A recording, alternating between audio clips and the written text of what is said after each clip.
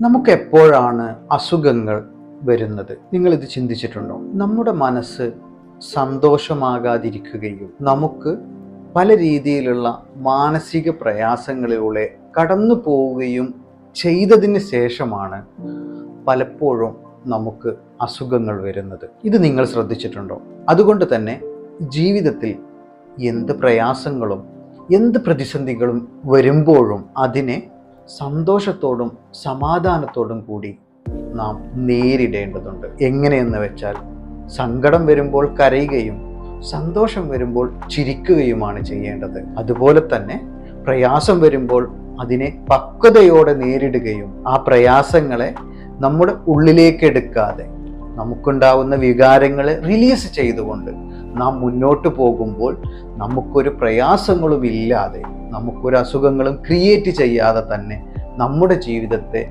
സന്തോഷത്തിലും സമാധാനത്തിലും നമുക്ക് കൊണ്ടുപോകാൻ കഴിയും.